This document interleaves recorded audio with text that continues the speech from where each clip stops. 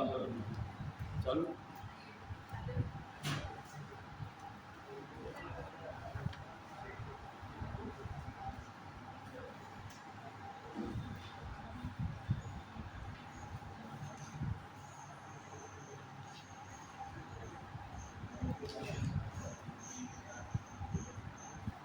देखिए third chapter चालू करते हैं, प्लांट किंगडम। आपने पढ़ा था अभी तक विटेकर क्लासिफिकेशन में 5 किंगडम क्लासिफिकेशन। 5 किंगडम क्लासिफिकेशन में आपने क्या क्या पढ़ा था? आर.एच. विटेकर का जो क्लासिफिकेशन आया था 1969 में, उसने से क्या दिया था? Monera, protista, fungi, planting, animalia. ये हम डिस्कस कर चुके हैं तीनों। प्लांट किंगडम हमें देखना है। प्लांट किंगडम का क्लासिफिकेशन जो आपने अभी तक पढ़ा कि एरिस्टोटल था, फिर उसके बाद कैरोलस लीनियस थे। कैरोलस लीनियस के बाद जो आते हैं आपके, तो इसमें से जो फर्स्ट क्लासिफिकेशन दिया गया था कैरोलस लीनियस का प्लांट किंगडम में। प्लांट किंगडम में कौन सा क्लासिफिकेशन दिया गया था? आर्टिफिशियल क्लासिफिकेशन था। कौन सा क्लासिफिकेशन था? Artificial classification.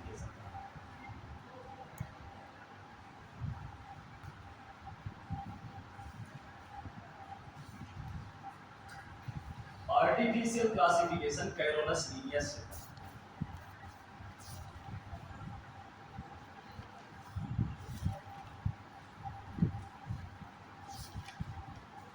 कैरोलस लीनियस से था। इसने क्या बोला था कि कुछ कैरेक्टर्स रहेंगे। कौन से कैरेक्टर्स? वेजिटेटिव कैरेक्टर्स रहेंगे। कौन से कैरेक्टर्स हैं? किसके बेस पे दिया था? Based on vegetative characters. Vegetative characters रहेंगे। वेजिटेटिव कैरेक्टर्स आप प्लांट में जानते हैं कि कौन कौन से होते हैं? जब सीड का जर्मिनेशन हो जाता है, जब सीड का जर्मिनेशन होता है, अब बिफोर रिप्रोडक्शन जितने भी कैरेक्टर्स आएंगे, तो ज़्यादातर आपके जो कैरेक्टर्स आएंगे उसमें से एक जो मेन कैरेक्टर दिया था कि androecium structures. Androecium structures, androecium जानते हैं क्यों? वही एंड्रोसियम जानते हैं क्या होता है? मेल पार्ट होता है। सावा तो एंड्रोसियम हमारा क्या कहलाता है? Male part. इसके बेस पे कैरेक्टर दिया, लेकिन ये भी हमारा ज्यादा दिन नहीं चला। क्यों? क्योंकि किसी भी प्लांट के मेल पार्ट से सिर्फ आपका कैरेक्टर देना, क्योंकि कई फ्लावर हमारे मोनोसियस होते हैं, कई प्लांट हमारे डायोसियस होते हैं। मोनोसियस और डायोसियस जानते हैं ना? मोनोसियस मीन्स बोले तो मेल और फीमेल्स एक ही प्लांट, एक ही फ्लावर में, और डायोसियस मीन्स सेपरेट सेपरेट आपके मेल और फीमेल्स। तो इस वजह से ये ज़्यादा दिन नहीं चला आपका। तो इसमें से क्या कहा कि इसको डिनाई किया गया आर्टिफिशियल क्लासिफिकेशन को। तो सेकेंड क्लासिफिकेशन जो आया था वो बैंथम एंड हुकर का आया था। बैंथम एंड हुकर का आया था। ये हमारे दोनों, एक इनमें से टीचर था, एक उनका फॉलोअर था, एक तरह से शिष्य था। ये दोनों क्यू हर्बेरियम में वर्क करते थे इंग्लैंड में।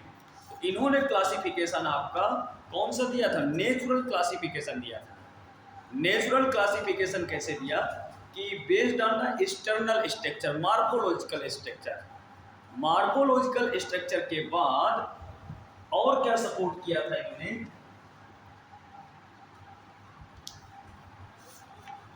इंटरनल स्ट्रक्चर्स आल्सो इन्होंने सपोर्ट किया था।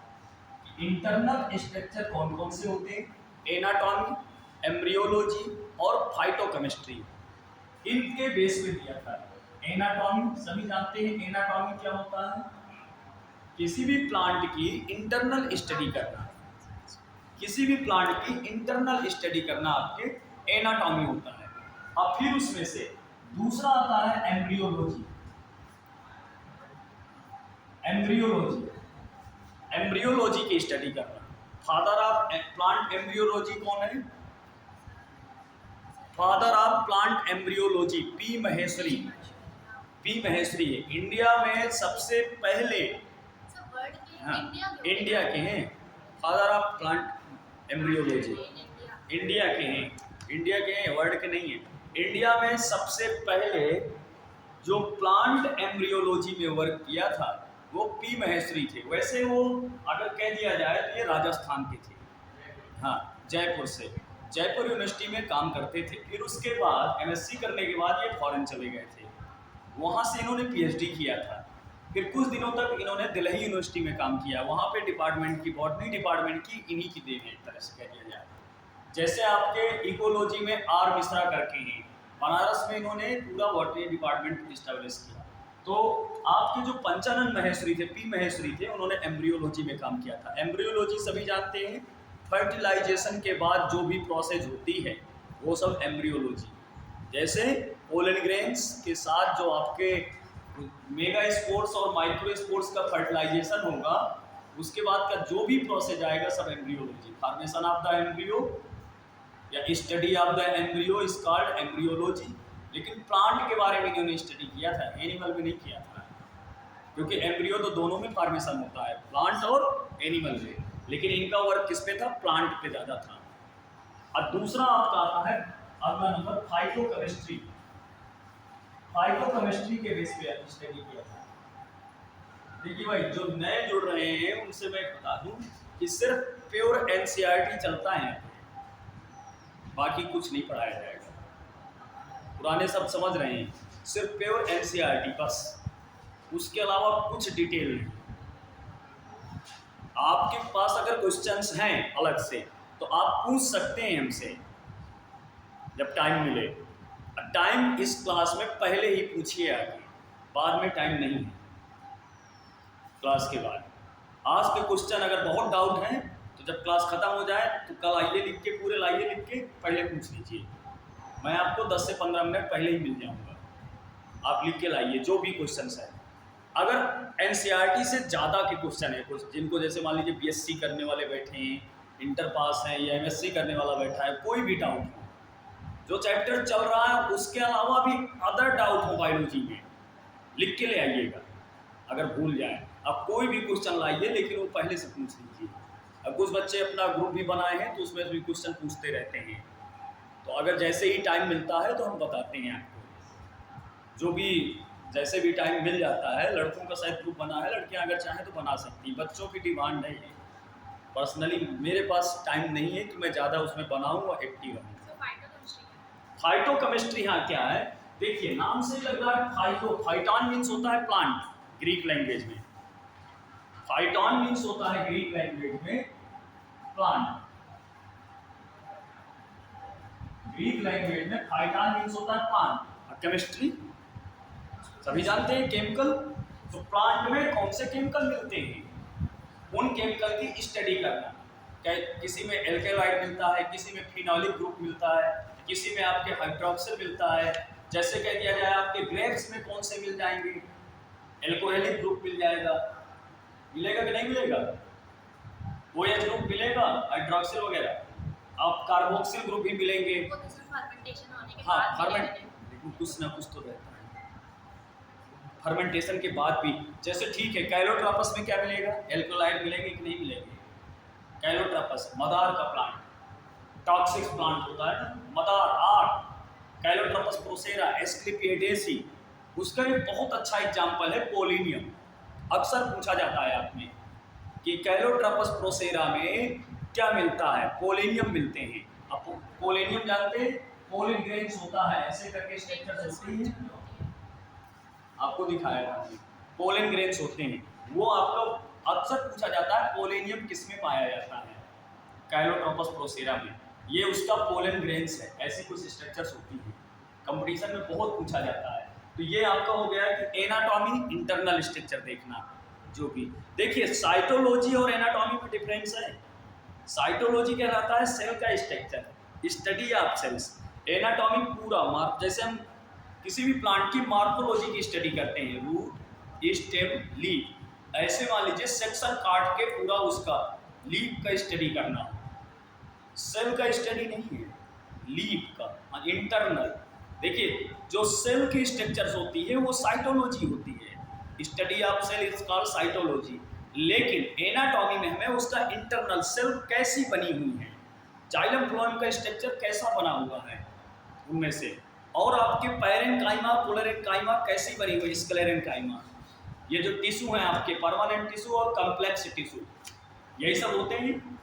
परमानेंट टिश्यू होते हैं कौन कौन से, पीएससी पब्लिक सर्विस कमीशन होते हैं कि नहीं होते हैं, पैरेन्काइमा, स्क्लेरेन्काइमा, पोलरेन्काइमा, और complex tissue xylem phloem. Xylem का मेन वर्क जा से जल, हा से फल, मतलब जा से जल तो क्या रहेगा, xylem water transport, phloem food transport, तो ये तो याद रखिएगा। तो इसमें अब एम्ब्रियोलॉजी भी बता चुके हैं क्या होता है। एम्ब्रियोलॉजी आपको मालूम होना चाहिए कि जब एंड्रोसियम रहता है,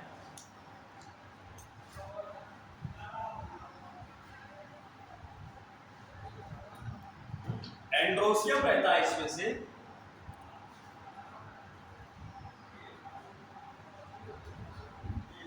ए से डिनोट करते हैं, इसमें से पोलन सैक आते हैं, एंथर, फिर माइक्रोस्पोरेंजियम, माइक्रोस्पोरेंजियम, फिर उसके बाद माइक्रोस्पोर मदर सेल या pollen spore mother cells, mother cells या पोलन स्पोर मदर सेल्स,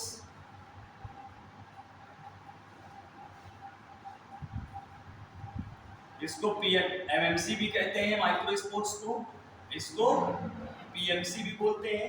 फिर इनमें कौन सा मियोसिस डिवीजन होता है, you know that meiosis division, meiosis सभी जानते हैं, कितनी सेल बनती है मियोसिस से, अब नहीं। अर्धसूत्री विभाजन के बाद कितनी कोशिकाएं बनती हैं, है? कितनी बताई थी, अर्धसूत्री विभाजन के बाद कितनी सेल बनती हैं, 4। हमेशा देखिए एक शॉर्टकट में ट्रिक याद रखिएगा, अर्धसूत्री विभाजन अगर कोई कहता है तो 1 सेल से 2 सेल और 2 सेल से 4 सेल बनती है हमेशा। ये फर्स्ट मियोसिस है, फर्स्ट मियोसिस है, ये सेकेंड मियोसिस है। मान लीजिए 46 क्रोमोसोम्स है, तो यहाँ पे 23, यहाँ पे 23, यहाँ भी 23, यहाँ भी 23, इसी वजह से ये अर्धसूत्री विभाजन कहलाता है। गुणसूत्र के नंबर आधे हो जाना, क्रोमोसोम नंबर्स हाफ हो जाएंगे, क्लियर है। ये मैंने बहुत शॉर्टकट बताया है, वैसे बहुत बड़ा सेल डिवीजन का चैप्टर आएगा काफी आगे, लेकिन मैंने आपको बेसिक है बता दिया है कि अगर कोई पूछता है अर्धसूत्री विभाजन क्यों है और अर्धसूत्री विभाजन को अर्धसूत्री विभाजन क्यों कहते हैं, आदि हो जाना। लेकिन उसमें भी ट्विस्ट है, अभी पहले हाफ जो होते हैं उसमें आदि होती है, इसको रिडक्शन डिवीजन कहते हैं, दूसरा नाम क्या है, रिडक्शनल डिवीजन।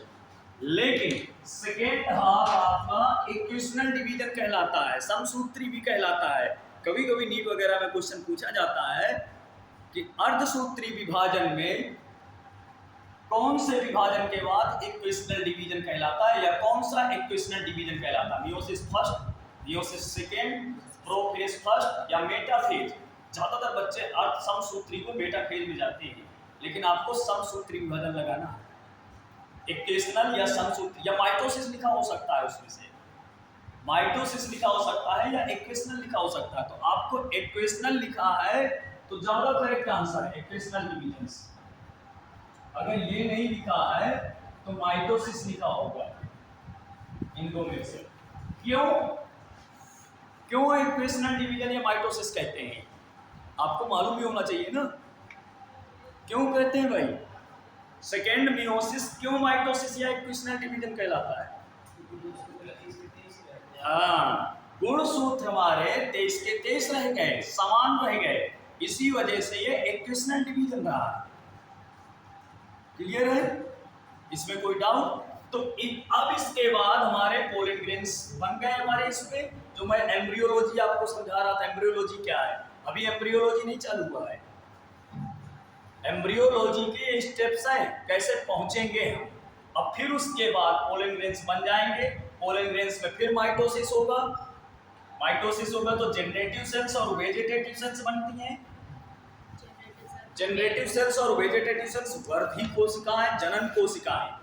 ये क्या है? जनन कोशिका है, जनरेटिव। और ये वर्धी कोशिका है। हो गई?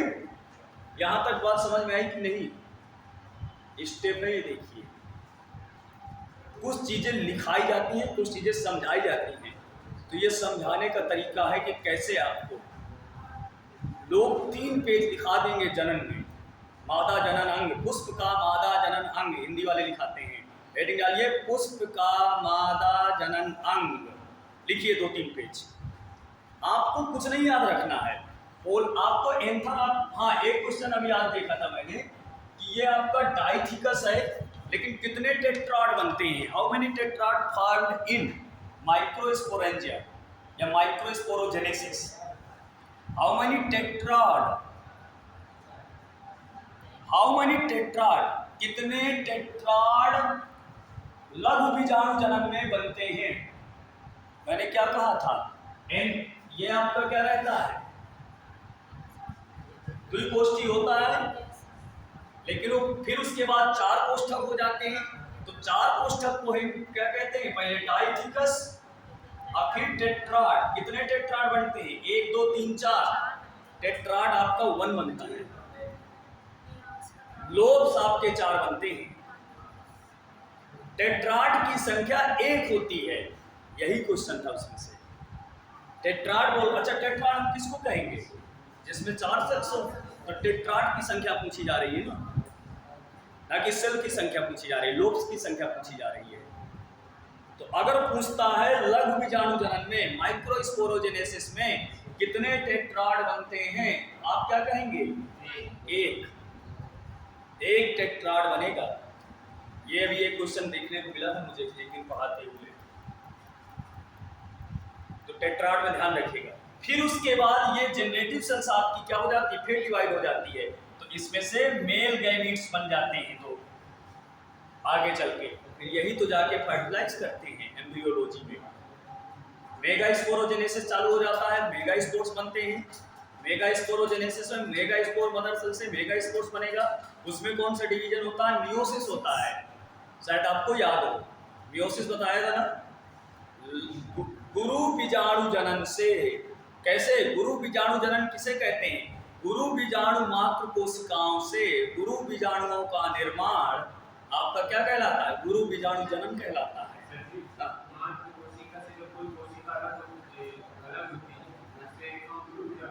हाँ, लेकिन अर्धसूत्री विभाजन होना चाहिए उसमें।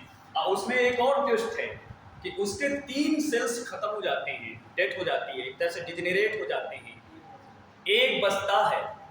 तो कई बार क्वेश्चन आता है कि 400 सीड बनाने के लिए, एक क्वेश्चन आता है कितने मियोसिस होंगे? 400 सीड बनाने के लिए कितने अर्धसूत्री विभाजन होंगे? 420 बनने के लिए सोचिए। मैं बताता हूं सिंपल सा, जितनी तुमने बताया 420 बनने के लिए कितने अर्धसूत्री विभाजन होंगे?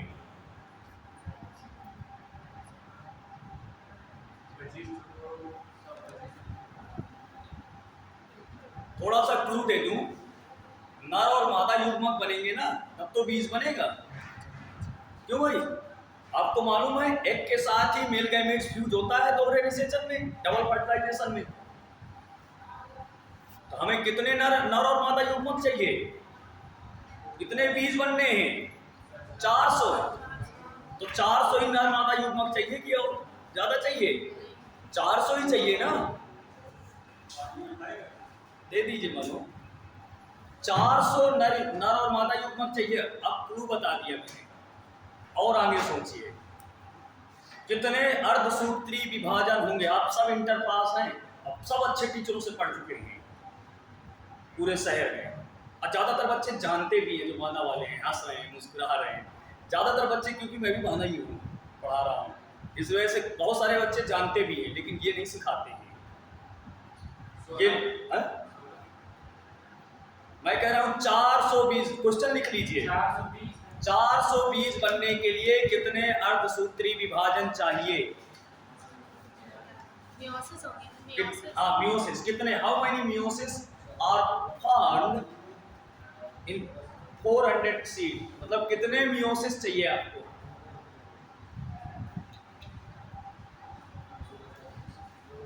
ये क्लास हमारा है, इसमें इंटरेस्ट रहता है, लिखाने में कम इंटरेस्ट रहता है। अगर आप चाहें तो नोट कर सकते हैं, जो भी आपको नोट करना हो यहाँ से नोट कर सकते हैं। Artificial Carolus based on the vegetative, Bentham Hooker based on the ये, उसके बाद मार्क एनाटॉमी बताया था, और जो भी रहेगा। लिखने का एक तरीका और होता है, सामने की तरफ बोर्ड में देखते रहिए और रफ में पेन से आप एरो बना के लिखते रहिए। जो भी, जैसे हमने बोला स्टडी ऑफ द सेल, तो आप, मैंने कहा साइटोलॉजी, आपका पेन चलता रहे, study of the cell, cytology. आपने खूब पढ़ा होगा सेल के बारे में, तो सेल की डिस्कवरी किसने किया था? सेल को फर्स्ट टाइम किसने देखा था? आपको नहीं पता ना? सेल को तो रॉबर्ट हुक ने देखा। मैं कह रहा हूँ कि लिविंग और नॉन लिविंग को किसने देखा था? रॉबर्ट हुक ने। कोई एक देखी हो?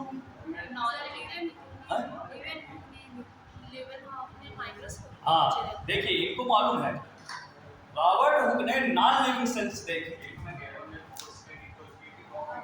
हाँ, रॉबर्ट हुक ने नॉन लिविंग देखी थी, और लिविंग की आपकी ल्यूवेनहॉक ने देखी थी।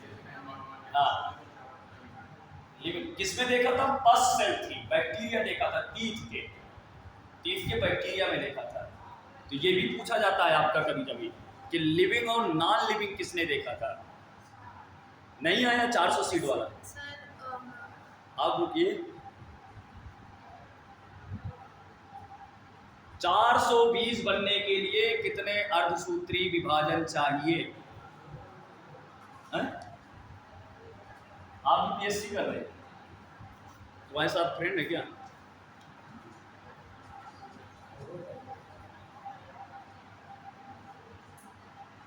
कौन सही है?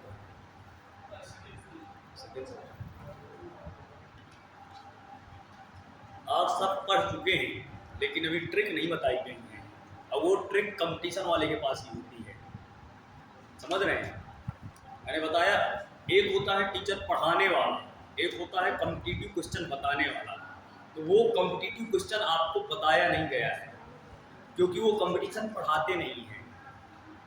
हम डुअल मोड में हैं, दोनों चीजें। अब देखिए, मैं आपको बता देता हूँ कैसे। ये तो प्रोसेस पता चल गया, जिसको नोट करना नोट कर सकते हैं, बहुत सिंपल सा प्रोसेस है। अब देखिए, बताता हूँ कैसे। 420 बनने के लिए आपको कितने अर्धसूत्री विभाजन चाहिए? फिर अगला हम जाएंगे फाइलोजेनिक पे, बात 2 मिनट बाद। पोलन ग्रेन्स हमारा है, जैसे कह सकते हैं माइक्रोस्पोर मदर सेल से, तो अर्धसूत्री विभाजन होगा, अर्धसूत्री विभाजन होगा। तो अगर 100 है तो 400 बनेंगे, तो एक अर्धसूत्री कितने हो गए? 100 से हमारा काम चल सकता है कि नहीं? माइक्रो लघु बीजाणु मात्र कोशिकाएं 100 हैं, अगर हैं हमारे पास, तो 100 अगर विभाजित होंगी तो 100 होंगे मियोसिस, तो 400 बन जाएंगे, मतलब 100 अर्धसूत्री हो गए मेल के लिए। मेल के लिए कितने अर्धसूत्री? 100। इनसे काम चल जाएगा, हमारे 400 मिल जाएंगे। 420 बनने हैं ना, 400 मिल जाएंगे कि नहीं? क्लियर बात मेल की। अब मैं कह रहा हूं फीमेल कैसे मिलेगा, मेगा स्पोर कैसे मिलेगा, गुरु बीजाणु कैसे मिलेगा?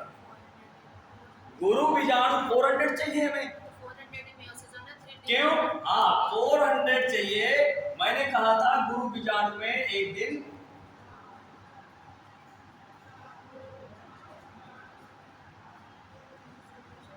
हर बार गुरु बीजाणु में अर्धसूत्री विभाजन होता है। गुरु बीजाणु मात्र कोशिका में होता है कि नहीं होता है? 3 हमारे डिजेनरेट हो जाते हैं, डिस्ट्रॉय हो जाते हैं हमेशा, एक हमारा बचता है। यही एक तो आगे चल के फिर आपके 8 सेल स्ट्रक्चर बनाता है, 7 सेल 8 न्यूक्लियस। तो मतलब हमें कितने चाहिए? 400 टाइम विभाजन करना पड़ेगा, क्योंकि 3 तो उसकी हर बार डेट हो रही है, 3 की उसकी हर बार डेट हो रही है। तो 100 ये थे, 100 विभाजन प्लस 400 हम कर सकते हैं, तो कितने विभाजन हो गए? 500। तो अर्धसूत्री 420 बनने के लिए कितने अर्धसूत्री? 500 होंगे कि नहीं होंगे? नहीं आया समझ में? कम पल्ले पड़ा है, मैं बता रहा हूं फिर से। 100 वाला तो समझ में आया, ये क्लियर है। अब 400 वाला देख लीजिए कैसे। आपको मैं बता रहा हूं मेगा स्पोरोजेनेसिस। मेगा स्पोरोजेनेसिस में आपने देखा होगा न्यूसेलस वगैरह होते हैं बीजांड का, एम्ब्रियो स्वयं होता है, भ्रूणकोश होता है। अच्छा, भ्रूणकोश और भ्रूणकोश में अंतर है? अंतर है। कौन निषेचन के पहले बनता है, कौन निषेचन के बाद बनता है? हाँ, भ्रूणकोश और न्यूसेलस ये सब निषेचन के पहले की बातें हैं।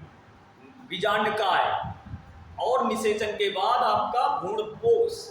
तो आपके पास मान लीजिए ये एक सेल थी जिसे मैं कह दूं गुरु बीजाणु मात्र कोशिका। गुरु बीजाणु मात्र कोशिका मतलब आपकी क्या है? Mega spore mother cells. Mega spore mother cells थी, मेगा स्पोर मदर सेल्स है। इसमें अर्धसूत्री विभाजन होता है। तो अर्धसूत्री विभाजन में कितनी कोशिकाएं बन जाएंगी? 4 बन जाएंगी कि नहीं? 4 सेल्स बनेगी मेगा स्पोर मदर सेल से। कौन सी 4 कोशिकाएं? ये सब गुरु बीजाणु बनेंगे 4 की नहीं बनेंगे। इसमें एक नियम होता है कि गुरु बीजाणु ऊपर के 3 डेथ हो जाती है, नॉन फंक्शनल कहलाते हैं ऊपर के 3। तो ये 3 अगर नॉन फंक्शनल हो गए तो फंक्शनल हमें कितने मिले? 1 अर्धसूत्री में 1 भर मिल रहा है हमें। तो ऐसे कितने अर्धसूत्री करने पड़ेंगे? 400। तो होना गया 400। नहीं आया समझ में? क्यों भाई नहीं आया समझ में? अब आप कह दो, एक बार क्वेश्चन पूछा था बच्चे ने, सर ये ऊपर ये 3 क्यों खत्म हो जाते हैं? क्योंकि आपने पढ़ा होगा बीजांड। बीजांड की स्ट्रक्चर कुछ ऐसे रहती है। बीजांड के स्ट्रक्चर्स में आपके इंटेगुमेंट वगैरह रहते हैं ना, अध्यावरण जिन्हें कहते हैं। जो भी आपका फूड मटेरियल या वाटर रहता है, मियोसिस के बाद जो सेल्स की ग्रोथ होती है बहुत रैपिड ग्रोथ होती है, बहुत तीव्र गति से होती है, बहुत ही तीव्र गति से। उसको फूड और वाटर बहुत चाहिए, फूड और वाटर बहुत चाहिए। तभी कहते हैं जब फ्लावरिंग हो जाए किसी प्लांट में तो उसके बाद उसकी फ्रूटिंग होगी, उस समय वाटर की ज़्यादा ज़रूरत होती है। अगर वाटर नहीं मिलता है प्लांट में तो क्या हो जाता है? उसके सीड बहुत सूख जाते हैं। सूखते हैं कि नहीं सूखते हैं? तो उस समय तो जो भी लोअर में होता है आपका मेगा स्पोर्स वो सब एब्जॉर्ब कर लेता है, क्योंकि पैरेन्काइमा आपकी ऑस्मोसिस प्रेशर से काम कर रही होती है। लोअर साइड का जो रहेगा, यहाँ पे जो रहेगा आपका मेगा स्पोर्स 4 बने थे, लेकिन इस स्टेप में जो रहे मान लीजिए 4 सेल्स हैं, तो जो यहाँ पे है वो ज़्यादा एब्जॉर्ब करके डिवीजन चालू कर देती है, बहुत सारी सेल्स हो जाती हैं। ऊपर वो भेजती ही नहीं है फूड और वाटर, जिससे उनको न्यूट्रिएंट की कमी से, क्या न्यूट्रिशन पोषण की कमी से उनकी डेथ होने लगती है ऊपर वालों की। तो 3 की क्या हुई? डेथ हो गई। एक हुआ हर बार अर्धसूत्री विभाजन, एक आपका मेगा स्पोर्स गुरु बीजाणु। तो ऐसे हमें 400 बार अर्धसूत्री करने पड़ेंगे। तो 500 अर्धसूत्री हो गए कि नहीं 420 के लिए? आपको ये याद रखना, इसी तरह के क्वेश्चन आते हैं घुमा फिरा के। अरे तो भाई बीज आए फिर अब निषेचन होगा तो नहीं बनेगा। अब इन्होंने कहा सर बीज कैसे? हमारे पास 400 मेल है, 400 फीमेल है, 400 मेल है, 400 फीमेल हो गए, नहीं हुए? तो अब क्या होता है? दोहरा निषेचन आपको मालूम है बेटा? नहीं मालूम? एक मिनट,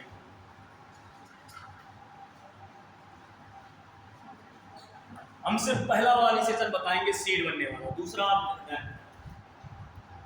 एक मेल गैमीट्स एक के साथ फर्टिलाइज होकर एम्ब्रियो जाइगोट बनाता है कि नहीं, और फिर एम्ब्रियो बनता है।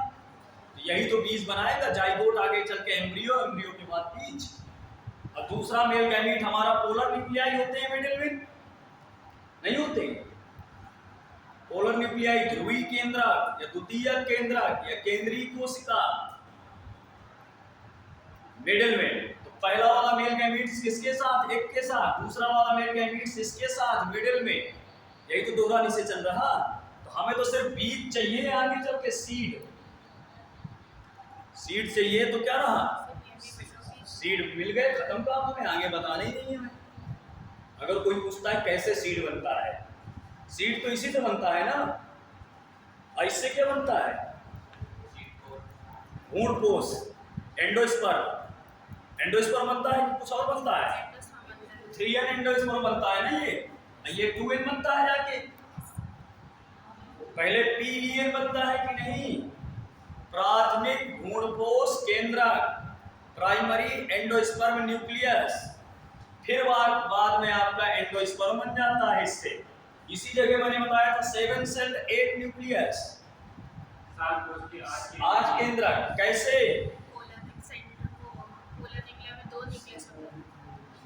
7 सेल 8 कोशिका। जब आपकी ये सेल बन रही थी तो क्या हो रहा था, यही तो स्ट्रक्चर होती है। यहाँ पे फिलीपार में एपर्टस बोलते हैं। फिलीपार आपके क्या कहलाता है, वो हिंदी नहीं कहता फिलीपार, लेकिन फिलीपार कहलाता है। ये क्या कहलाता है, फिलीपार। हिंदी नहीं पता, कभी कभी हिंदी गायब हो जाती है। जो बच्चे हैं जानते हैं, हिंदी मीडियम वाले स्पेशली जानते हैं। इसी वजह से मनीष ने छोड़ा भी था, ये सबको हिंदी कम आती है। हाँ, लेकिन अब 90% बोलने लगे हैं। ये 3 साल पहले की बात है। क्यों, ये सर को हिंदी कम आती है, इंग्लिश ज्यादा छोड़ती है। तो रियलिटी है कि अभी भी ज्यादा हिंदी नहीं आती है। 90% आपको हिंदी बताऊंगा। ये क्या थे, हमारे सिनर्जिस्ट थी। ये क्या थे, एक्ट था हमारा। पहला वाला ये वर्ग क्या रहता है, तो सब पूरे क्या होते हैं, एपिपर्टस। वो आपके क्या कहलाते हैं, आपके एपिपर्टस कहलाते हैं पूरे। अंड उपकरण कहलाते हैं तीनों मिलकर। फिलीफार्म का क्या काम है, गाइड करता है पोलन ग्रेन को, पोलन ट्यूब को जर्मिनेशन में। फिर उसके बाद सिनर्जिस्ट आपको एग के लिए काम करती है। जैसे ही आपका फर्टिलाइजेशन ये हो जाता है, आपका ये हो गया। दूसरा वाला आपके पोलर न्यूक्लियाई है, इसको सिग्नल मिल जाता है कि मेल गैमीट्स एक ही आ रहा है। देखिएगा, आप कहेंगे सर कैसे 2 कोशिकाएं, 2 केंद्रक, 1 कोशिका बन जाती है, यही टेस्ट है। इसको सिग्नल मिलता है कि मेल हमारा 1 आ रहा है, हम है 2। ये जल्दी से कवरिंग करता है, सेंट्रल सेल बनाता है, केंद्रीय कोशिका बनाता है। क्या बनाता है, केंद्रीय कोशिका बनाता है, या इसी को सेकेंडरी न्यूक्लियस कहते हैं, इसी को। तो ये आपका एक आपका पोलन ट्यूब आएगा, 1 वेंट्रिकल जाएगा। अब देखिएगा एक ही मेल है, तो दोनों के आपके ज्वाइंट हो जाते हैं, फिर वो अपना प्रोसेस चालू कर लेते हैं अंदर ही अंदर। तो यहाँ तक की प्रोसेस क्या कह दी जाती है, तो कितनी हो गई, 3 2 5 5 3 8। आपको कहना चाहिए 8 सेल 8 न्यूक्लियस, 8 सेल 8 न्यूक्लियस। लेकिन यहाँ क्या हो गई, लोग 1 हो गई। तो क्या मैं लिख सकता हूँ 7 सेल 8 न्यूक्लियस। यही पूछा जाता है आपका, कैसे। 90% टीचर को नहीं बताता है, वरना बच्चों को मालूम रहता है। ये बिलीव करिए आप कि कैसे 7 सेल 8 न्यूक्लियस हो जाता है फीमेल में। ये आपके फर्टिलाइजेशन में 8 कोशिकाएं रहेंगी, 8 केंद्रक रहेंगे। ये 7 कोशिका 8 केंद्रक कैसे हो जाता है,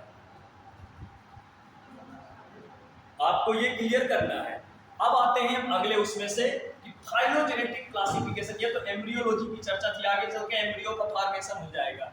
एम्ब्रियो का फॉर्मेशन आपका ग्लोबुलर रहता है पहले, और फिर वो हर्ट शेप जाता है, फिर जाके आपके क्या बना देते हैं, मोनोकाट डाइकाट के अलग अलग बनाते हैं, कॉटिलिडॉन्स बनते हैं उसमें से, मोनोकाट डाइकाट में।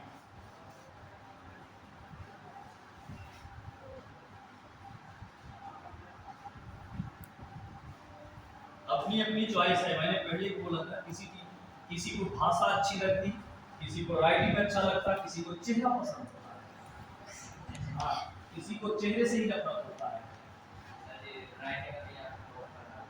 राइटिंग बहुत खराब है, आपको बिल्कुल नहीं समझ में आया क्या लिख रहा है। पहला वर्ड समझ में आता है, उसके बाद आप लोगों को नहीं आ रहा क्या लिखा है? क्यों भाई, आपको राइटिंग नहीं समझ में आ रहा? 2-4 दिन ट्राई करिए मनीष। जब ये बच्चे आपके साथ वाले सब कह रहे हैं तो मतलब कहीं ना कहीं लोगों को आ रहा है। लेकिन जब आप बोल देते हैं तब आप तो देखिए, अब अगर आपसे कह दिया जाए मैंने एम्ब्रियो लिखा, तो अब आपको एम्ब्रियो की स्पेलिंग आना चाहिए। आप 12th में पढ़ रहे हैं, अगर मैं प्लांट लिख रहा हूँ सपोज दैट, तो अब आपको प्लांट की स्पेलिंग आनी चाहिए। अगर आप प्लांट की स्पेलिंग नहीं जानते हैं तो एनसीईआरटी पढ़ना चालू करिए थे, तो उसमें प्लांट के कैसे लिखा है, एनिमल कैसे लिखा है। आप एक्सपेक्ट मुझसे मत करिए कि सर प्लांट ऐसे लिखेंगे, ये टाइम पास है। ज्यादा से ज्यादा मटेरियल आपको अगर चाहिए तो टाइम पास में कराइए, नहीं तो अभी देखिए लिखना चालू करूंगा। बेटा देखिए, अगला क्लासिफिकेशन फाइलोजेनेटिक क्लासिफिकेशन होगा। फाइलोजेनेटिक क्लासिफिकेशन आपका ये किसके बेस पे दिया गया था? बेलजान, यही पूछा जाता है आपका।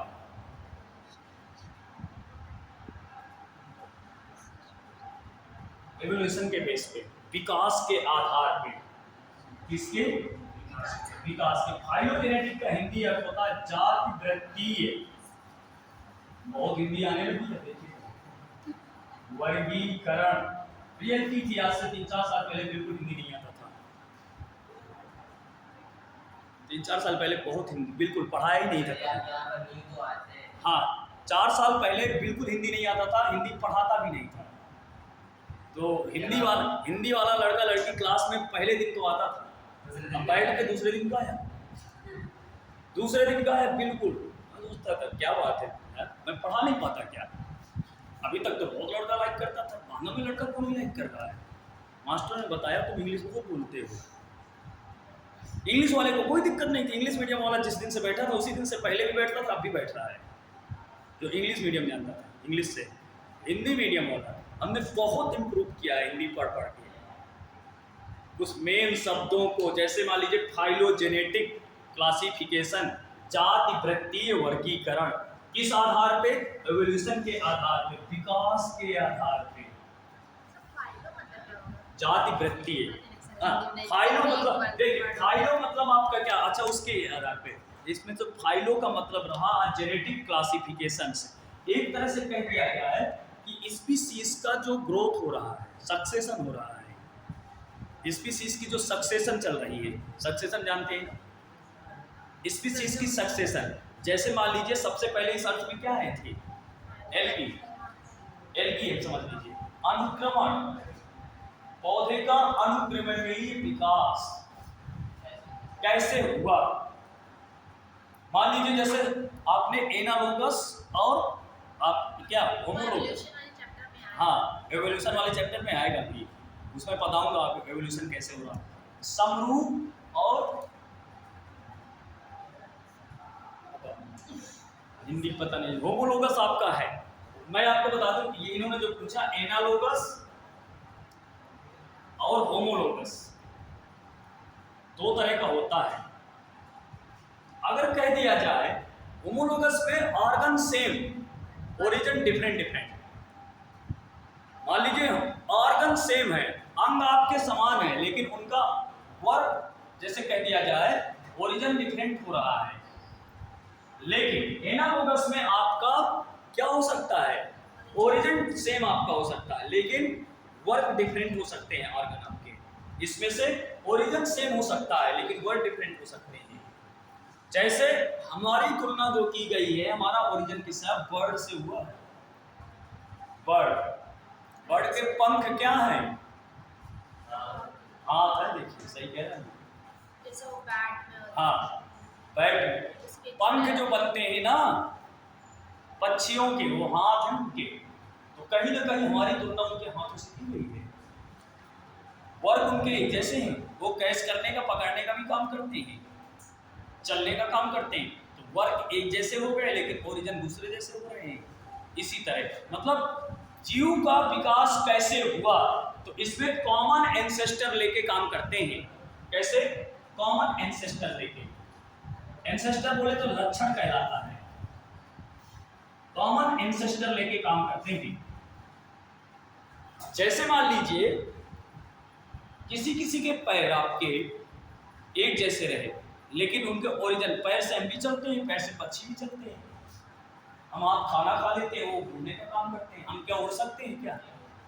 वर्क डिफरेंट हो गए वर्ड के, लेकिन हम कह रहे हैं विंग्स इनके हाथ का ओरिजिन से। सही बात है, ये बिल्कुल एकदम करेक्ट है ये आंसर इसका कि विंग्स का जो रहा। तो कॉमन एंसेस्टर की बात इसमें करते हैं, ऐसे प्लांट में करते हैं कॉमन एंसेस्टर की बात। कॉमन एंसेस्टर की बात प्लांट में भी करते हैं, क्योंकि प्लांट की चर्चा देखिए, अगर कह दिया जाए प्लांट का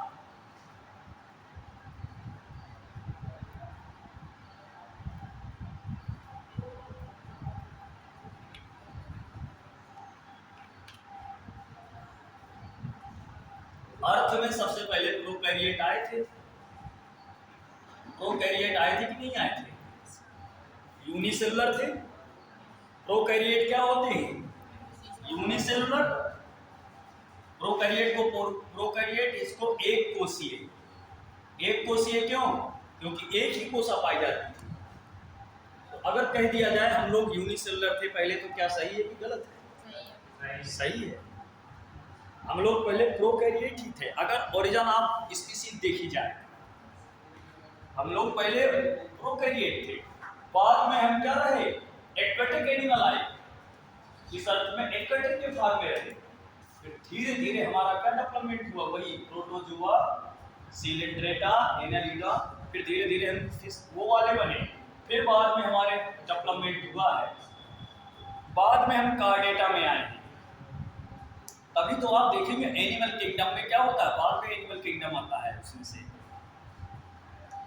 हम लोगों में फिर डेवलपमेंट हुआ, विकास हुआ है धीरे धीरे। ऐसे प्लांट में भी आपको बता दूं, पहले क्या आया था आपके जैसे यूनिसेलुलर आए कि नहीं आए? तो कोई जरूरी कैरोलस लीनियस ने इसीलिए तो कह दिया था कि सिर्फ दो ही हैं, प्लांट और एनिमल्स। लीनियस ने, उसके पहले एरिस्टोटल ने कह दिया था प्लांट हमारे क्या अर्ब, श्रब और ट्री, और animals RBC present, RBC absent. RBC क्यों कहा था उसने? क्योंकि उसको उतने नॉलेज था। इनैमा और एनाइमा जानते हैं? इनैमा एनसीईआरटी में नहीं लिखा है ये वर्ड, लेकिन बता दूं, एक वर्ड उसने बोला था इनैमा, एक होता है एनाइमा। RBC present, RBC absent. ये इनैमा और एनाइमा भी कहा था। जो स्टैंडर्ड बुक है एरिस्टोटल की, जिसमें उसने से अपना पब्लिकेशन दिया है, इसमें से उसने लिखा है, इसका डिवाइड किया है। एनसीईआरटी में सिर्फ लिखा है आरबीसी प्रेजेंट या रेड ब्लड सेल्स प्रेजेंट नहीं। तो ये कॉमन एंसेस्टर, तो हम कह सकते हैं एल्गी में, डायरेक्ट एल्गी में आया था। आपने एल्गी पहले पढ़ा है, फिर उसके बाद फंगस में आ जाते हैं, तुरंत फंगस में आ जाते हैं, फिर ब्रायोफाइट में आ जाते हैं लोग। ब्रायोफाइट में, या हम कह सकते हैं पहले ही एल्गी रख लेते हैं हेटेरोट्रॉपिक्स पे। तो ब्रायोफाइट, एल्गी के बाद ही ब्रायोफाइट पढ़ते हैं, नहीं पढ़ते हैं। फिर उसके बाद हम क्लेडोफाइट, ब्रायोफाइट की स्पेलिंग क्या होगी? एम्फीबियंस ऑफ प्लांट, इसको बहुत बोला जाता है।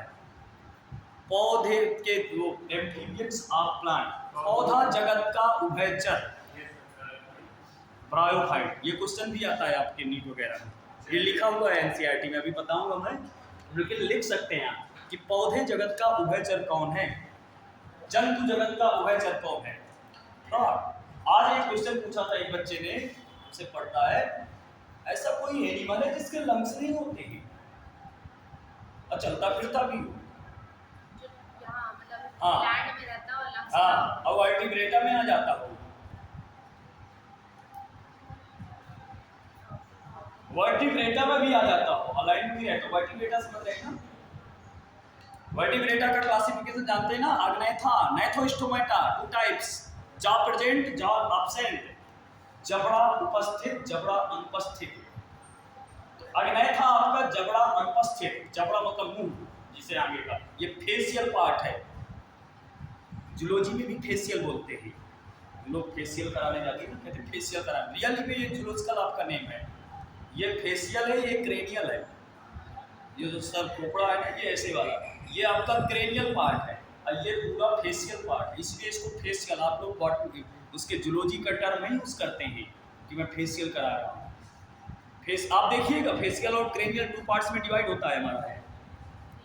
बाहर से जो स्केलेटल मतलब कंकाल जिसे कहते हैं, अगर ये हेड का कंकाल को विभाजित किया जाए तो पहला फेशियल, दूसरा क्रेनियल। सैलमेंडर होता है एम्फीबियन, जिसमें लंग्स नहीं होते। उसने पूछा था हमसे बच्चे ने, एम्फीबियंस, एम्फीबियंस प्लांट एम्फीबियंस है जो लंग्स नहीं प्रेजेंट होते हैं, सैलमेंडर होता है।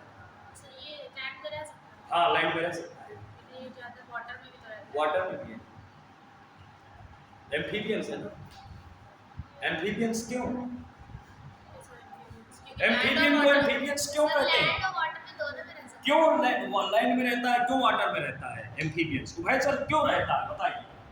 हर बार आप लोग तो पूछते नहीं, इसलिए मैं कहता हूँ क्यों रह सकता है लैंड और वाटर में? क्यों लैंड में ही नहीं रहता है, वाटर में क्यों नहीं रहता? और लंग्स नहीं, अभी करेक्ट आंसर नहीं है। और मॉइस्चर। हाँ, शाबाश, ये शाबाश, इस बच्चे ने सही आंसर दिया है। देखिए, मुझे ये नहीं कि आप मुझे जानते हैं तो मैं आपको सपोर्ट में रहूंगा। जो बच्चा जैसा आंसर देगा उसके लिए वैसा सपोर्ट है। उसने सही बोला है। वाटर में इसलिए रहता है क्योंकि वो अपने बहुत सारे मेल जो होता है इसमें से फ्रॉग या जो भी प्लांट में, ये इसकी भी ब्रायोफाइट का भी यही है। इसका तो ये लिखा हुआ है। मैंने लिखा है, उसमें लिखा भी है, उसमें भी यही है। हाँ, उसमें भी यही है कि मेल जो आपके मेल गैमेट्स रिलीज करता है, बहुत सारे रिलीज करता है। और कभी आप ठहरे हुए पानी में, स्टैग्नेंट वाटर में जाइएगा, जब वाइल्ड वाटर जहाँ पे भरा हो, जंगल में पानी भरा हो और वो स्टैग्नेंट हो मतलब ठहरा हुआ हो, छोटे छोटे, देखिएगा एक कोने जहाँ मेढक थोड़ा चिटक रहे हो, एक कोने में कहीं पे देखिएगा चमक रहा होगा कहीं पे थोड़ा थोड़ा। आप लोग फॉरेस्ट वगैरह नहीं गए होंगे, लेकिन फॉरेस्ट में जब जाएंगे तो वहाँ एक कोने में कहीं कहीं मेढक चिटक रहे होंगे छोटे बड़े, एक चमक भी रहा होगा एक एरिया में, चांदी जैसा, सिल्वर जैसा चमक रहा। वो चमकाना क्या कहलाता है? उनके मेल और फीमेल गैमेट्स से तैर रहे होते हैं।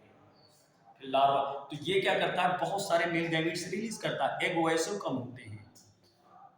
चाहे प्लांट की चर्चा कर लीजिए, चाहे एनिमल की चर्चा कर लीजिए, एग की क्वांटिटी बहुत कम होती है।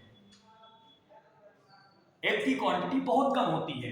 बहुत सारे मेल जो रहते हैं वो इस आपके मेल गैमेट्स रिलीज कर देते हैं, और उनमें से जब एग कभी मिल जाता है वो फर्टिलाइज हो जाता है, क्योंकि ये स्विमिंग से करते हैं। एक्सटर्नल फर्टिलाइजेशन आपने एक दिन पूछा था सर एक्सटर्नल और इंटरनल क्या होता है, तो ये अक्सर आपके एक्सटर्नल फर्टिलाइजेशन करते हैं।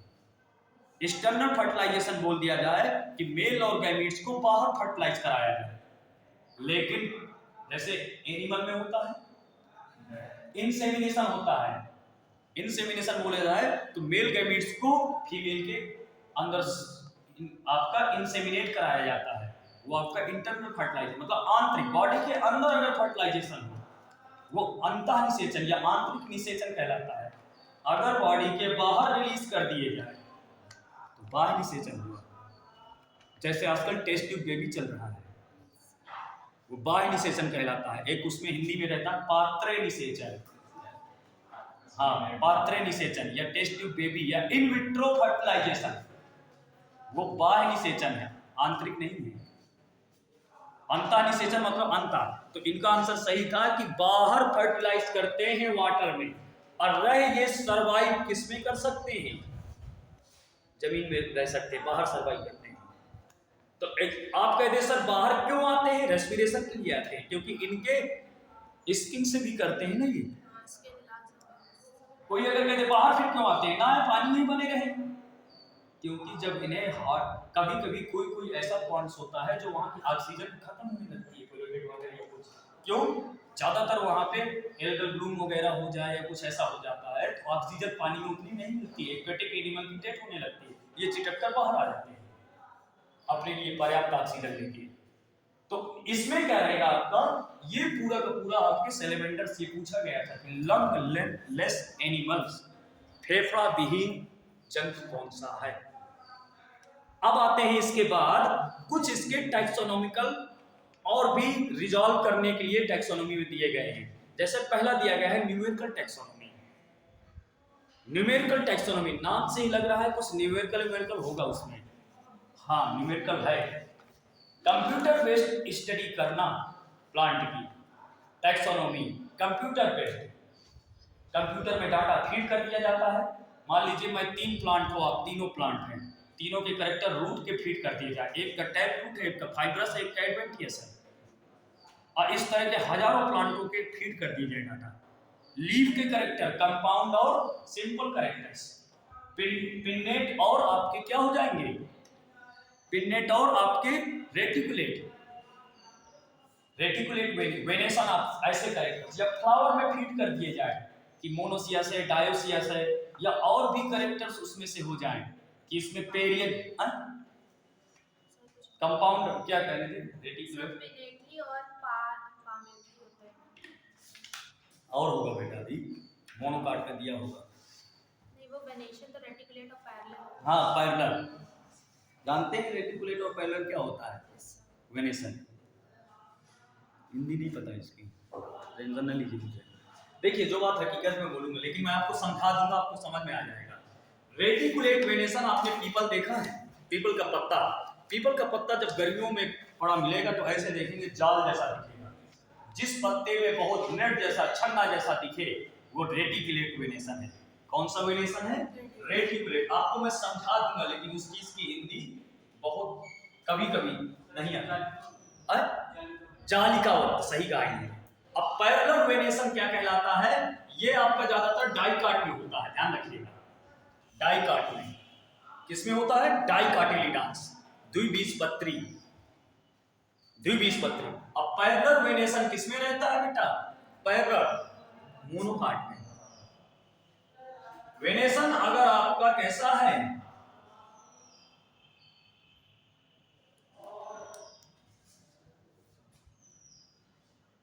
इस तरह कुछ आपका बना हो, वेन्स भी निकली हो, रैकेस भी निकला हो, सभी कुछ हो, तो ये आपका रेटिकुलेट है।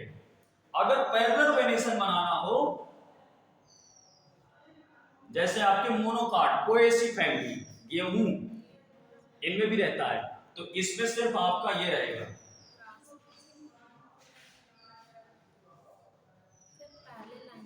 या आपके ये वाली भी हो सकती है, पैरेलल लाइंस वाली भी, ये वाली भी रह सकती है, मतलब सीधी खड़ी लाइनें भी हो सकती हैं। तो पैरेलल वेनेसन हो गया। कहते हैं ना कि पैरेलल लाइन खींचिए, समान लाइनें खींचिए, तो पैरेलल वेनेसन हो जाता है। अब आते हैं न्यूमेरिकल। न्यूमेरिकल टैक्सोनॉमी का आपको याद रखना है कि कंप्यूटर बेस्ड टैक्सोनॉमी की प्रॉब्लम रिजॉल्व करना, बहुत सारा डाटा फीड कर दिया जाएगा एक एक प्लांट का। मान लीजिए आपको फ्लोरा ऑफ बाना करना है, बाना जिले की पूरी डाइवर्सिटी का स्टडी करना है। अब आपके पास डाटा लिखा तो रखा है, लेकिन दूसरे को कैसे शो करोगे आप? तो कंप्यूटर में एक्सेल एक होता है प्रोग्रामिंग, और भी प्रोग्रामिंग चलता है। मान लीजिए पूरे उसमें से आपने रूट के कैरेक्टर सेव कर दिए कि कितने प्लांट हमारे टाइप वाले हैं, कितने फाइब्रस हैं, और कितने आपके एडवेंटिशियस हैं, झकड़ा जड़े और मूसला जड़े और रेशेदार जड़े, तीनों कैरेक्टर शो कर दिए। तो जब आप कंप्यूटर में उसमें सर्च करेंगे कि टैप रूट, तो टैप रूट की एक लिस्ट आ जाएगी, मतलब इन प्लांटों में टैप रूट रहता है। क्लियर? इस तरह बेस आपका मार्फोलॉजिकल टैक्सोनॉमी। टैक्सोनॉमी की ज्यादातर चर्चा की जाए तो आपकी मार्फोलॉजी की ज्यादा चर्चा होती है टैक्सोनॉमी की। टैक्सॉन और टैक्सा भी होता है। टैक्सॉन आपका सिंगल कहलाता है और टैक्सा आपका ग्रुप कहलाता है, ये भी ध्यान रखिएगा। टैक्सा और टैक्सॉन। फिर उसके बाद आता है दूसरा आपका कौन सा रहता है इसमें से, न्यूमेरिकल के बाद क्या है, हाँ, साइटोटैक्सोनॉमी। साइटोटैक्सोनॉमी में साइटोलॉजी, क्रोमोसोम का behaviour, number, structure, chromosome number, behaviour, structure, cytotaxonomy. Cytotaxonomy समझ रहे हैं ना, साइटोलॉजी। एक तरह से क्या किया जाए, सेल के अंदर कौन क्या क्या है, इन सब की स्टडी कि किसमें क्या क्या पाया जाए। ज़्यादातर सेल के अंदर सेल ऑर्गेनेल्स ही होंगे प्लांट में, तो उसमें से सिमिलर आ जाएगा, हमें नहीं पता चलेगा। जब हम क्रोमोसोम में जाएंगे तो क्रोमोसोम में नंबर, डिफेक्ट मिलेगा।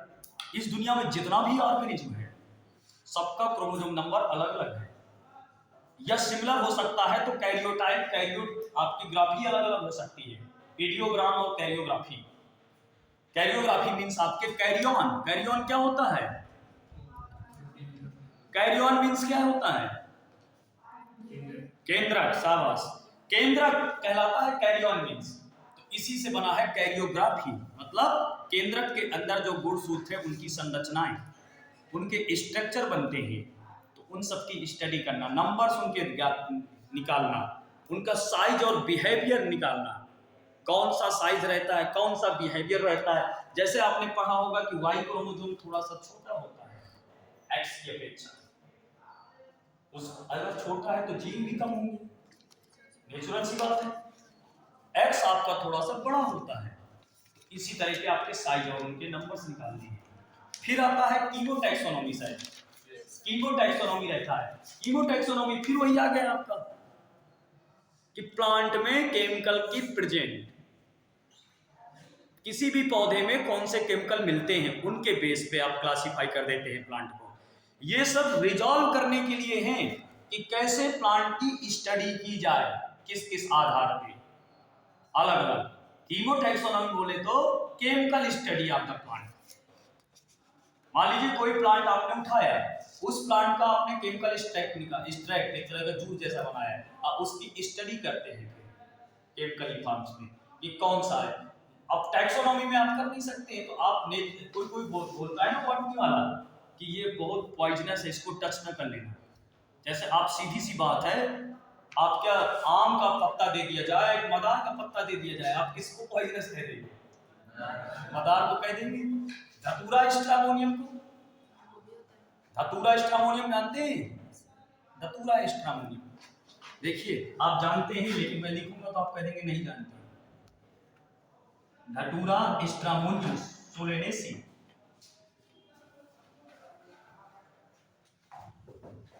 जानते हैं, मैं कहूंगा शंकर भोले में चढ़ा दिया जाता है।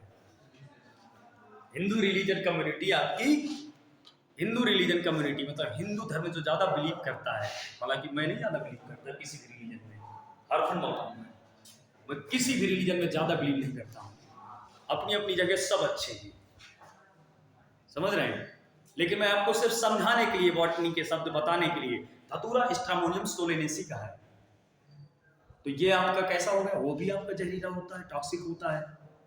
आप कह दिया जाए गुलाब, रोजा इंडिका, रोजेसी, उसको तो आप कह नहीं सकते। कैसे आप, तो किसी न किसी ने उसको महसूस करके देखा है, उस प्लांट को, उसकी स्मेल लिया है।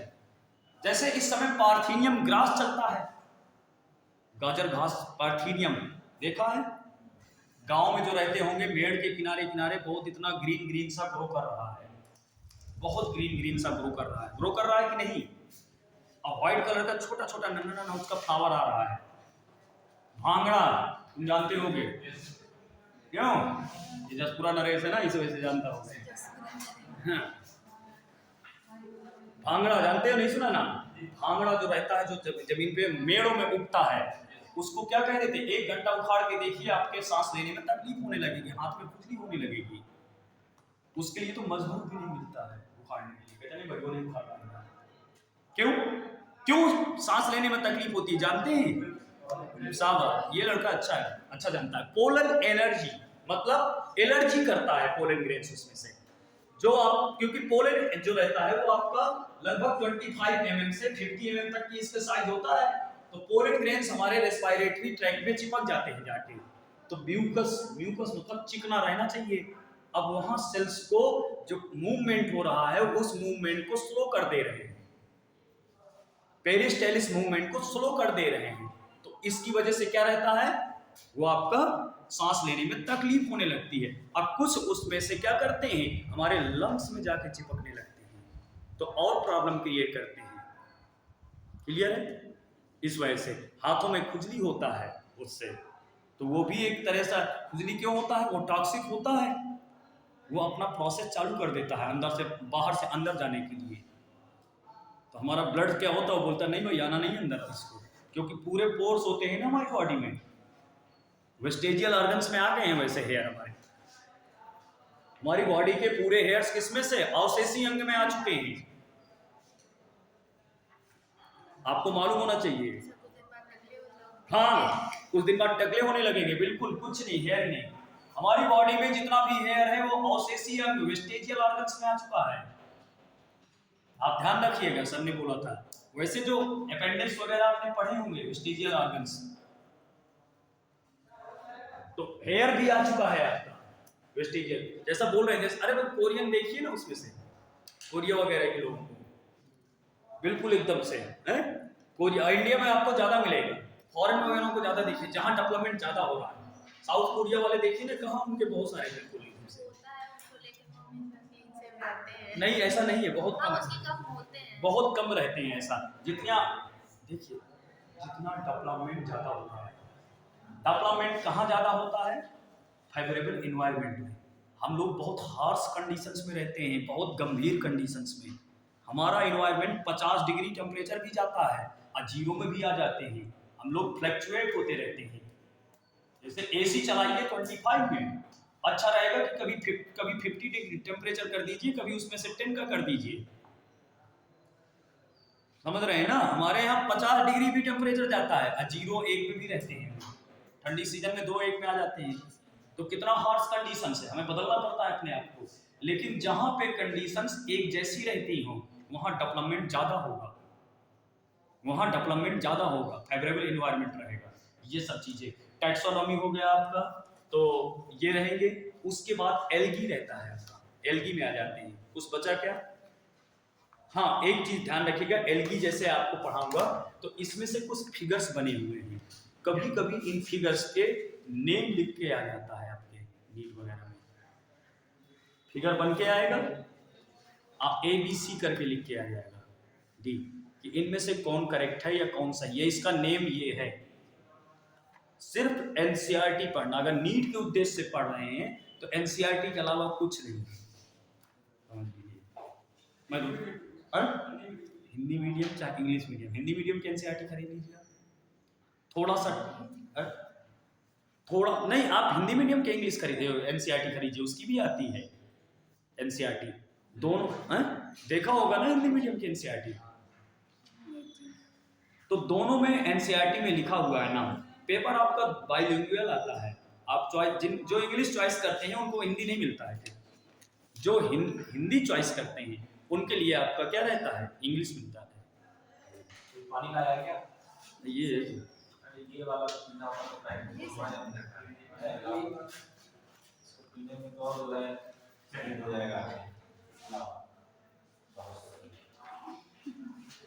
ठंडा पानी रखते हैं। चलिए अगला एल्गी में आते हैं। एल्गी क्या है? Algology, phycology, study of algae. NCERT पे नहीं है लेकिन लिख सकते हैं, study of the algae, algology या phycology. MOP Iyengar, father of algology, international father of एपीथ्रिस्ट। सर कौन है फादर ऑफ एल्गोलॉजी? आयंगर करते हैं।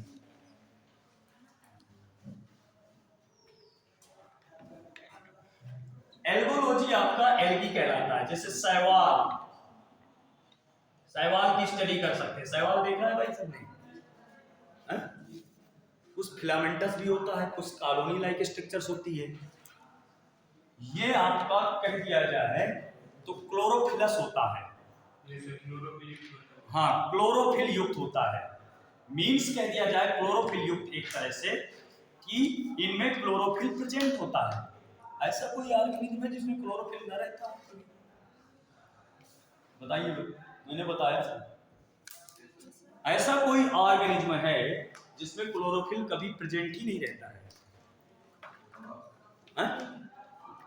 किसी ने बोला फंगस, किसी ने बोला था ना कवक, कवक है, सही बात है। आप क्लोरोफिलस होता है आपका। कभी क्लोरोफिल प्रेजेंट ही नहीं होता है, ध्यान रखिएगा।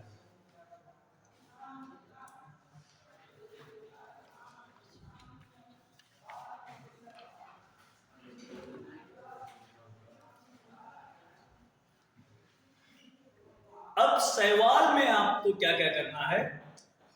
सर ऑसिलेटोरिया एल्गी है, हाँ? ऑसिलेटोरिया एल्गी है, साइनोफाइसी में आता है, cyanophyceae, cyanophyceae by BGA, blue green algae है। एल्गी तो है आपका, लेकिन ब्लू ग्रीन एल्गी है, साइनोफाइसी में आता है। हाँ?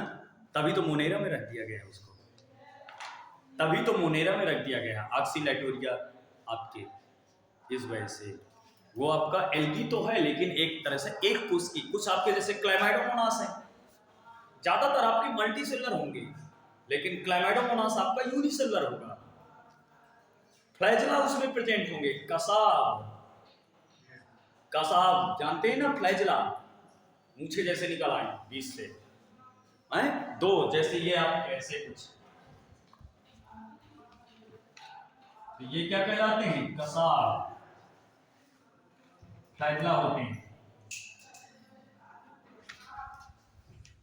तो इनमें से अब फिर इनमें से आपके फोटोसिंथेटिक कह दिया जाए, ग्रीन हो जाए।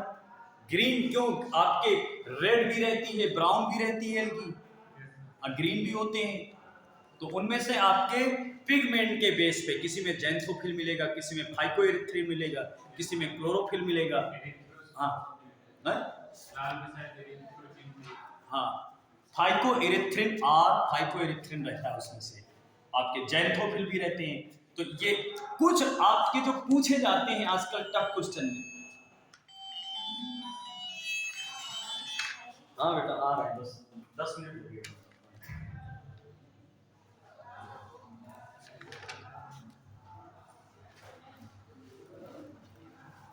अब देखिए इसमें से जैसे कह दिया जाए, और आपके जो एक लाइन आपकी उसमें एनसीईआरटी में लिखी हुई है कि रेटिकुलेट, डिस्क्वाइड, कप शेप एल्गी में देखिएगा कहीं लिखा हुआ होगा, ये बहुत पूछा जाता है, किसमें कौन से शेप के क्लोरोप्लास्ट मिलते हैं, ये आपके नीट में बहुत पूछा जाता है। किस एल्गी में किस शेप के, किस आकार के क्लोरोप्लास्ट मिलते हैं। रेटिकुलेट आपके रहेंगे, डिस्क्वाइड होंगे, कप शेप्ड होंगे, ये पूछा जाता है आपके। जैसे फिलामेंटस आपके मिलेगा, स्पाइरल होंगे, स्पाइरोगैरा होंगे, कुछ केल्प जैसे मिलेंगे, मतलब सार्गेसम का प्लांट होगा, सार्गेसम एल्गी होगा, उसमें केल्प कहलाता है, मतलब 100 मीटर तक जाता है। आप सोच रहे होंगे सर एल्गी 100, हाँ समुद्र में एल्गी ऐसी रहती है जो 100 फीट में जाती है, केल्प कहलाते हैं कुछ आपकी। आपने पढ़ा होगा वो अगर ब्रेसिलेरिया से मिलता है, इकोनॉमिक एल्गी है वो सर उसमें हाँ। होता है इलेक्ट्रोकेमिकल सेल में। हाँ, अगर भी रहते हैं उसमें से आपके। फिर उसके बाद कुछ ट्रेवलर्स भी लेके जाते हैं, क्लोरेलिन प्रोटीन है। ट्रेवलर्स जानते हैं जो एस्ट्रोनॉमिकल होते हैं, स्पेस ट्रेवलर्स, मतलब जो आप इसको बंद कर